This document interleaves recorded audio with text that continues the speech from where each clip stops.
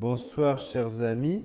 Alors, aujourd'hui, nous allons découvrir avec vous pourquoi la scoliose se développe réellement. Si vous vous intéressez à la scoliose, vous savez que la plupart des scolioses sont des scolioses avec une courbure dont le sommet est orienté vers la droite. Si nous regardons cette personne de dos, il nous tourne le dos et se retourne pour nous regarder. Nous l'avons interpellé et il a tourné la tête. C'est-à-dire que c'est une vue de dos. Voici la droite, voici la gauche. Voici l'angle comme ça. Donc le sommet de la courbure est dirigé par ici. Je vais vous montrer comme ça aussi. Regardez. Donc ce type de scoliose comme ça, comme ça, comme ça, c'est le plus fréquent.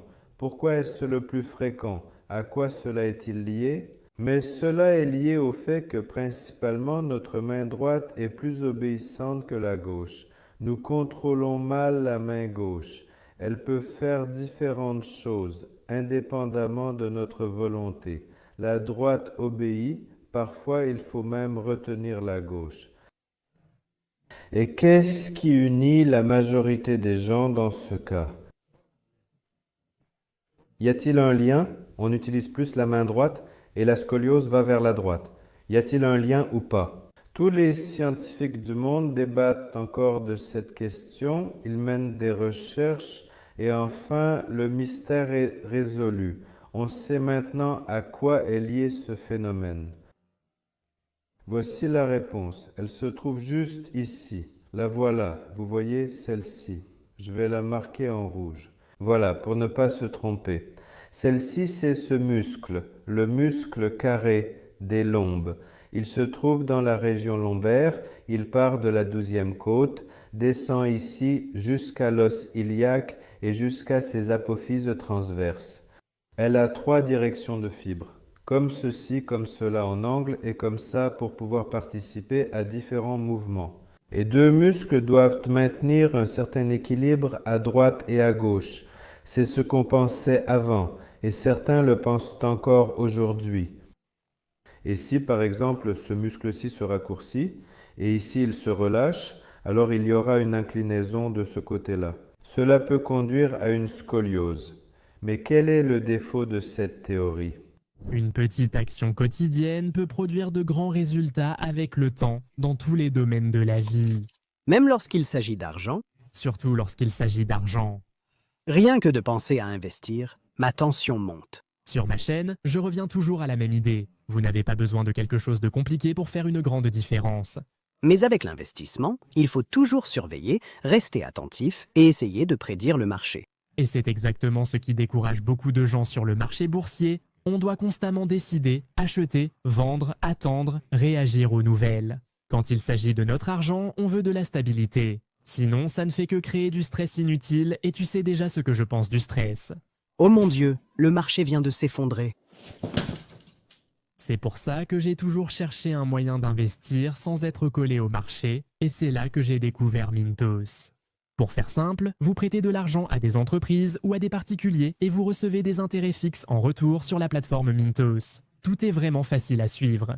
Le rendement attendu pour chaque prêt est fixé à l'avance et les paiements arrivent chaque jour comme un revenu passif prévisible et cela reste facile à suivre sur la plateforme. Je peux filtrer les prêts selon le rendement que je souhaite, le niveau de risque avec lequel je suis à l'aise, le délai avant de récupérer mon argent, le pays dans lequel je veux investir et même la devise. Mintos propose également des portefeuilles automatisés, donc vous n'avez pas besoin de tout vérifier en permanence, tandis que les rendements sont automatiquement réinvestis. Ce qui me laisse plus de temps pour les choses que j'aime. La grande question est, quel type de rendement pouvez-vous réellement espérer? Avec Mintos, le rendement moyen des prêts est de près de 11%. Et honnêtement, c'est un rendement plutôt solide, surtout pour un revenu passif. Mintos existe depuis 2014, compte plus de 600 000 utilisateurs et est réglementé dans l'Union européenne sous MiFID. Et comme vous passez par ma chaîne, vous pouvez obtenir un bonus exclusif allant jusqu'à 500 € lorsque vous investissez au moins un 5 cents euros. Cliquez sur le lien dans la description ou scannez le code QR pour en profiter. Maintenant, d'accord, ça a l'air vraiment simple, stable et avec un bonus en plus. Ne ratez pas cette opportunité. Ne prend pas en compte le fait que nous bougeons, que nous faisons quand même des mouvements dans la vie. Et qu'est-ce qui se passe? Qu'est-ce qui provoque le développement de cet angle? C'est-à-dire que ce qui nous intéresse, c'est précisément cette partie ici, cette partie-là. D'où vient cet angle comme ça? D'où il vient? Qu'est-ce qui s'est passé pour qu'il apparaisse? Pourquoi est-il ici? Chez tout le monde. Même chez ceux qui n'ont pas de scoliose, pas de trouble de la posture, tout le monde est quand même courbé ici. À cause de quoi? Le muscle carré des lombes influence cela. Cet angle-là, il est apparu ici, comme ça. C'est ce muscle qui l'influence. Mais comment exactement? Regardez, ici, il est devenu court. Il a tiré. Mais même s'il devient court, il ne va pas faire apparaître un angle comme ça. C'est parce qu'il est devenu court. Par exemple, je fais un mouvement. Là, je dois me tourner par ici et tendre le bras quelque part. Je fais une sorte de rotation. Même en marchant, quand j'avance, il y a aussi cette rotation. Donc ce mouvement se produit pendant la marche. L'épaule tourne toujours. Quand je suis sur une jambe, pendant la marche, il y a un moment où je me tiens sur une jambe. S'il y a cette rotation, on arrive à rester stable sur une jambe. Sinon, on part tout de suite sur le côté. L'équilibre est perdu. Et si j'ai un muscle carré des lombes courts, alors quand je vais faire cette rotation, quand je vais tourner de ce côté, cette partie ne bougera pas. Et ici, à peu près au niveau de quelle côte? Eh bien, quelque part au niveau du milieu de la colonne thoracique, une mobilité excessive apparaît. Ici, ces côtes inférieures commencent à bouger moins bien. Ici, là où se trouve justement le sommet de cet angle, bon, une vertèbre plus haut ou plus bas, ça dépend. Le sommet de cet angle, un mouvement excessif apparaît et pour compenser, c'est-à-dire que l'amplitude du mouvement d'ici, elle se déplace ici et c'est ici que ça commence à bouger davantage. Et pour faire un mouvement là-bas, parce qu'il n'y a déjà plus autant d'amplitude de mouvement, c'est-à-dire que ce n'est pas toute la colonne thoracique qui bouge, mais seulement cette partie-là, ici, à cet endroit. Il y a une mobilité excessive ici. On obtient donc une inclinaison, comme ça on s'incline de ce côté. C'est-à-dire au moment où je bouge le bras, voilà, je bouge le bras, mes deux épaules restent à peu près au même niveau, donc les deux épaules sont à peu près à la même hauteur. Si le muscle carré des lombes est raccourci, alors au moment où je bouge le bras, une épaule se soulève, tandis que celle-ci commence à s'abaisser. Donc, si tout va bien, elles sont au même niveau. Si ce n'est pas le cas, il y a d'abord cette inclinaison. Pendant cette inclinaison, la distance ici entre les côtes augmente pour que cette articulation puisse ensuite effectuer une plus grande amplitude de mouvement, parce qu'elle doit bouger pour toutes les autres.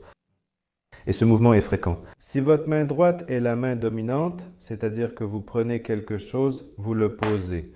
Donc tous les mouvements principaux que vous faites, c'est la main dominante qui les fait le plus. Et en même temps, il y a constamment cette inclinaison excessive. Voilà. Et donc, si on prend simplement et qu'on limite la mobilité de cette partie de la colonne thoracique par des méthodes comme les corsets, alors cette partie commence aussi à participer davantage à la respiration. Cette moitié de la cage thoracique devient plus mobile lors de la respiration. C'est ici, cette partie-là. À cause du fait qu'à chaque mouvement, les côtes se rapprochent ici les unes des autres, il devient plus difficile de respirer de ce côté de la cage thoracique et il y aura aussi une mobilité excessive ici pendant la respiration. Il existe par exemple des méthodes pour traiter la scoliose avec des corsets. On limite la mobilité de cette partie de la cage thoracique en la redressant de force pour qu'elle grandisse droite. Mais il vaut mieux améliorer la mobilité de la cage thoracique de ce côté-ci. Ici, il faut éliminer le raccourcissement de tous ces muscles intercostaux, parce qu'en même temps, d'abord le muscle carré des lombes se raccourcit, puis ici, du côté gauche, il y a un raccourcissement du grand dorsal, des muscles intercostaux et du muscle dentelé antérieur. C'est ainsi que la scoliose droite est plus répandue que la scoliose gauche. Voilà. Alors, qu'est-ce qu'on peut faire? Quels exercices sont les plus adaptés pour rétablir la fonction du muscle carré des lombes? Nous le découvrirons dans le prochain épisode. À bientôt, chers amis.